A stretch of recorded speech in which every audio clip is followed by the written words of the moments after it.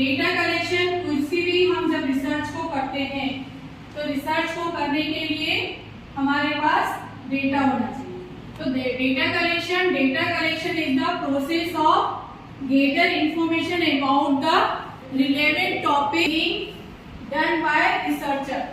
आपके द्वारा, है ना, या जो भी रिसर्च कर रहा है उसके द्वारा क्या किया जाता है?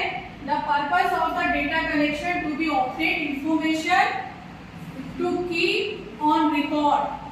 ठीक है, रिकॉर्ड को क्या करने के लिए, रखने के लिए डेटा कलेक्शन की जरूरत होती है। टू मेंटेन डिसीजन को लेने के लिए डेटा कलेक्शन की जरूरत है। About information, important issues, to pass information to others. कि हमारे पास कोई भी जब डेटा आएगा तभी जाके हम क्या करेंगे, दूसरे को हम दे पाएंगे, है ना, कोई भी इंफॉर्मेशन दे पाएंगे।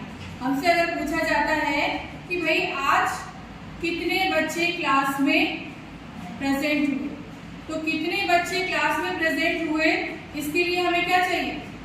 डेटा चाहिए, काउंटिंग चाहिए।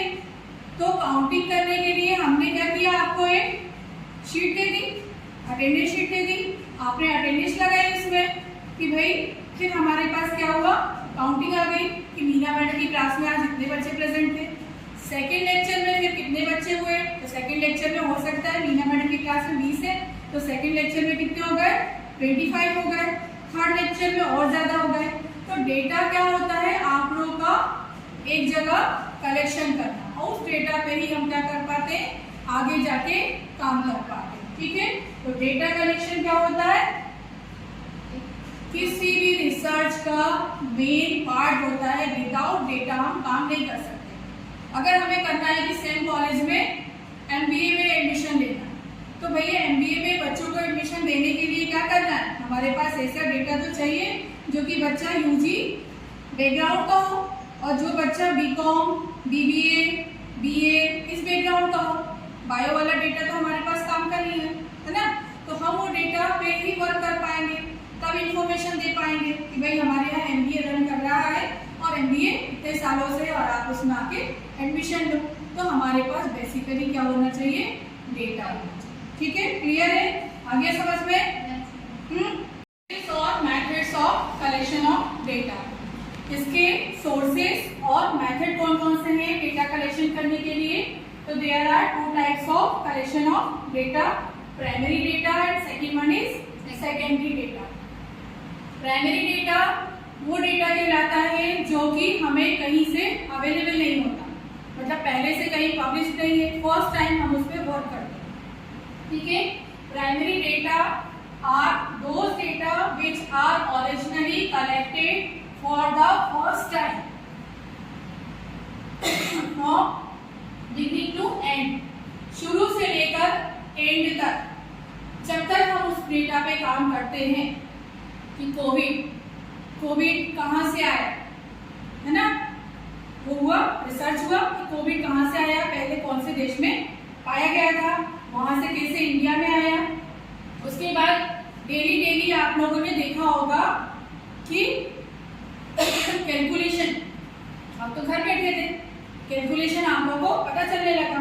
तो ये फर्स्ट डेटा, फर्स्ट उस पर जो काम कर रहा था कि इतने लोग संक्रमित पाए गए, इतने लोग इनकी डेथ हुई, है ना, तो ये कैसे होता है, प्राइमरी डेटा का पर्सन टू पर्सन इन्वेस्टिगेशन करने से, घर घर जाके इन्वेस्टिगेशन करना, घर घर जाके क्वेश्चनरीज तैयार करना, और क्वेश्चनरीज को क्या करवाते, फिल करवाते, शेड्यूल बनाते।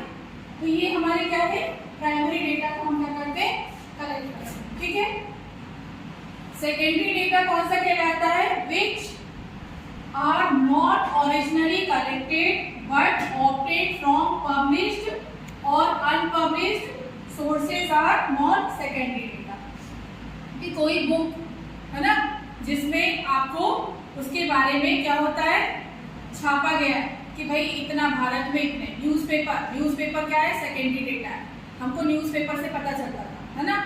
WHO क्या है, अपना एक पूरा इंफॉर्मेशन देती है ना, तो वो हमारे को क्या मिलता है, सेकेंडरी इंटरनेशनल जो भी पब्लिकेशंस होते हैं, मैगजीन्स होती हैं, ये हमारे क्या है, सेकेंडरी डेटा होता है। जो आप गूगल पे सर्च करते हो तो कोई ना कोई प्राइमरी डेटा पे उस पे काम कर चुका है और वो कहाँ पब्लिश हो चुका है, आपके गूगल पे। तो आप डालते हो तो कोई भी आंकड़ा आपको मिल जाता है, तो वो क्या है, सेकेंडरी डेटा। समझ में आ रहा है? प्राइमरी डेटा जिसपे हम खुद वर्क करते हैं, पहले से हमको नहीं पता होता, ठीक है, वो क्या कहलाता है, प्राइमरी डेटा कहलाता है। इसमें हम पर्सन टू पर्सन क्वेश्चनरीज बनाते करते हैं, शेड्यूल बना के करते हैं, इन्वेस्टिगेशन करते हैं और उसके द्वारा कनेक्ट किया जाता है। सेकेंडरी डेटा वो डेटा कहलाता है जो पहले से इस पे काम हो चुका है, उस टॉपिक पे रिसर्च हो चुका है और पहले से अवेलेबल है। तो वो हमको कहाँ से मिलेगा, बुक से मिल सकता है, न्यूज़पेपर के माध्यम से, मैगजीन से, वेबसाइट से। तो ये डेटा हम कहाँ से कलेक्ट करते हैं, यहाँ से कलेक्ट करते हैं। इतना समझ में आया, प्राइमरी और सेकेंडरी डेटा।